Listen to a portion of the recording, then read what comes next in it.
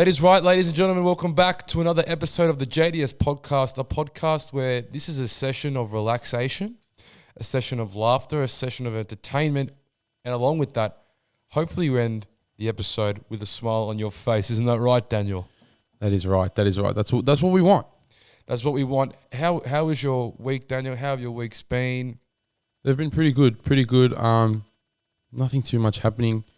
Just focusing, obviously. Lots to talk about in sport, but that's on the sports show. Yeah. Lots to talk about in life, though, and that's where this episode comes in. You're right, Daniel. It's a live chat. It's a lively chat. And this episode lined up, we're obviously going to go through the 10 for 10 and the list where we go through a story over the past of a person, an individual, perhaps a team or an organization that has done something wrong. Now, I'll kick us off with the 10 for 10 this week. Let's go. My first one, Daniel, is obviously brushing your teeth is a necessity of life, but brushing your teeth before you go to the dentist is an extreme necessity.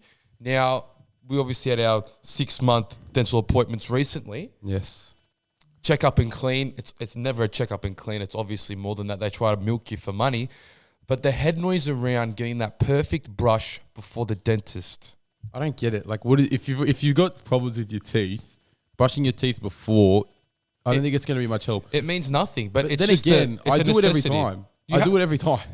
Is it a matrix thing? I'm not too sure. But just brushing your teeth before the dentist, there's so much head noise around it.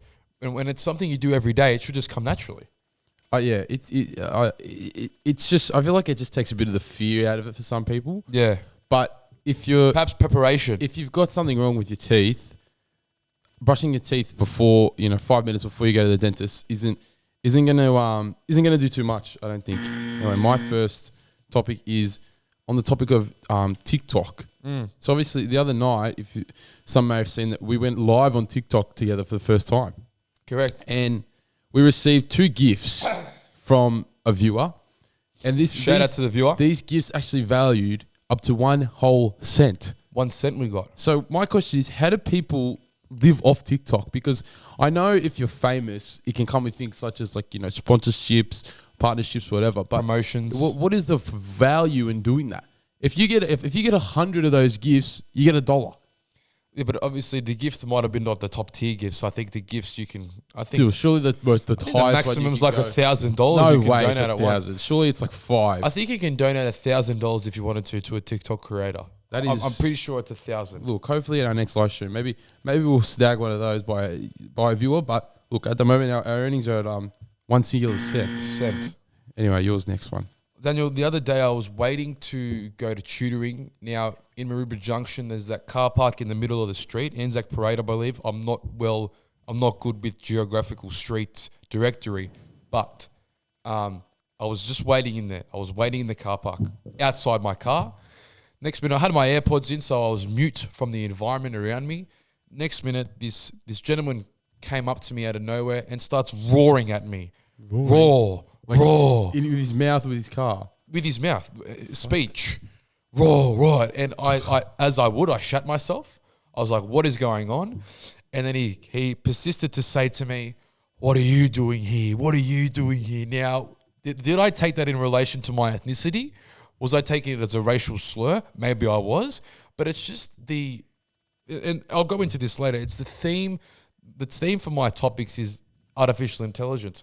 How am I supposed to believe that that was a real human that lives a real life that came up to me and just roared? Like what is a real person? But why is he roaring? He may be is he an NPC? Is it a challenge God is giving me to overcome? That's a really weird story. Good to hear you got nothing to say about it. I'm just a bit lost. Anyway, my next one is the Great Barrier Reef. I don't know if you've seen, has a sexually transmitted infection. STI. Have you seen this? Apparently the Great Barrier Reef has chlamydia. How's that possible? That's what I'm asking. Like, what the actual fuck is going on? Did someone get frisky with the coral? That's what I'm saying. Did someone would have had to cause the transmission? Well, Daniel, the world we live in, it wouldn't shock me if someone had a relationship with a piece of coral. So it's either who's caused the transmission, and another question that can be raised is, if I go swimming there, do I become, a patient? of the infection. You may be diagnosed, Daniel. That is, but how does apparently they don't know if it's good or bad for it. Surely it's bad. I don't want to go swimming in chlamydia waters. No, you definitely do not. But has the antagonist been identified? No. There's no identification at all. Anyway, your next one. Now, obviously, Mother's Day had happened over the weekend, a couple of weekends ago, and this is just a hot tip for the sons out there or the daughters. Don't buy your Mother's Day card on the day of. Now, Mumsy, if you're listening to this, it's apology. We apologise. We thought we had one. We thought we had a card. Couldn't find one. Now, if you're looking to find one, excuse me, on Mother's Day, the options are very slim. And we found that out firsthand. We had to end up buying a Let's Celebrate card. Which wasn't too bad. We were celebrating. We were celebrating a great mother. Shout out to Mumsy. But it's just, the options are slim and it emphasizes the importance of preparation. You don't have nerves. You're just ill-prepared. Now, bit of inspiration. But sorry, Mumsy, Let's Celebrate. The card wasn't ideal, but it worked out. It's the thought that counts, isn't it, Daniel? It is. My next one is in regards to, we actually saw it on another show. If someone Matty John's podcast. If someone has a life sentence in prison, someone had this life sentence, and then and then is named dead, but then is revived through some sort of defibrillator, some sort of resuscitation. Are they a free man? So this actually happened. Someone died in prison and then came back to life. They were serving a life sentence. I think their life sentence should be finished. They served their first life. Now they are in potentially an afterlife. They do not deserve to be in prison. They may come back a different man, but Cooper Johns on the Matty Johns podcast did persist to say that the life sentence is apparently minimum 25 years in prison. Oh, okay. So that's a still an element that has to be undertaken. Yeah, so you could get resuscitated after a year, and then you know what I mean. You could only be in there for 1 year. Exactly. But look, that's kind of. I feel like there's definitely a case there. Definitely a case for the brother that was revived. Anyway, what's your last one? My last one is the evolution of the Google search. Now we have talked about this before. Mothers and their Samsung phones searching through their Google Lens. So they're taking a picture of what they want a name of, the definition of. Now, we were at our Nana's on the weekend and there was a fruit that Nana had that we didn't know. We cut it open and then next minute I look over to the left of my shoulder and I've actually recorded this. Mum has her phone out, double hand hold, taking a picture of the fruit in question and it comes up with the definition. Now, I don't know if this is respectfully to mother, I've never seen someone of our age demographic do this. Are we exposing mothers in general to too much technology use? It's frustrating to watch because it takes a while. It takes a while. I actually saw another example at our auntie's house where she had these old statues and she wouldn't know how much they were worth. They're probably one of one. Yeah, I don't think anyone else has them in the world. And mum is doing the same thing and saying, yeah, but it's worth $60, thinking that you can actually put a dollar price on it, even though, no one else in the planet probably has them or the exact same ones. It is frustrating to watch because once mum gets her phone out, double hold, you know exactly what's going on. Anyway, moving on. My next one is the question of, is Be Real officially dead? I've been thinking about this for a while. I've seen lots of TikToks saying people saying I might be this, but I'll never say that I downloaded Be Real. Look, I think it might be dying. It's slowly dying. They added the feature where if you post it on time, you get 3 B Reels. I did say that. To be honest, I don't think. Who cares? Who cares? Why do you need 3? I think that it was a open market when it first came out, but I think they have single-handedly saturated it themselves. Everyone was doing it, and now it's a timely product. People get sick of it. There's nothing more they can add. And look, that's the problem. I am guilty of seeing the notification and ignoring it. And that's what I've said. I've ignored a couple. So maybe they look at how they can strengthen their initial notification. When you look at other things like Instagram was just pictures. Then they added videos. And they added, they have reels and messages and stuff like that. Be Real is just Be Real. And that's all it is. And that's all it ever will be. Like if I'm scrolling on TikTok and I set a notification come up, I'm staying on TikTok. Exactly. You're not swapping apps. You are not swapping apps. Anyway, that wraps the 10 for 10. Some interesting topics there. interesting topics, and the world's always evolving, so it'll only continue to be more interesting. Daniel, who have you got on the list for this week? My list member this week. So on Friday night, I went to with a couple of mates to the. I'm not going to name the place. We went to a pub. Yep. To watch a footy. Yep. So my list member is probably the most questionable bartender I've ever seen or met in my life. Wow. I'll tell you what, I was probably doing half the job for her. Okay. I was doing half her job for her. There was multiple occasions where I was like, what is going through this woman's head? Because Okay. there was a time where I ordered a jug of super dry. Yeah. And they didn't have any jugs. Yeah. So she said, where are you sitting? And I said, just in front of the TV. She goes, yeah, okay, I'll bring it over. This was at halftime of the game. It was now 10 minutes into the second half. We still had not received the jug. Yeah. It Were you got to a charged for point. Yeah, I paid for it. Yep. It got to a point where I took the glasses for the jug back, and the guy walking around the bar back was actually trying to take our glasses. Okay. Like that's how long they were sitting there for. So we went up and asked the jug. She just completely forgot about it. So then we got it. Another incident was we got another jug and she poured it under the tap, and then after I paid for it, and then just walked away. Yep. So I physically reached over and grabbed the jug. Was it finished? It was done. She started serving another person, so she just left it there. There was another time where it took her about 15 minutes to pour our beers. Yeah. It was just very slow service. Forgot glasses to give us for the first jug.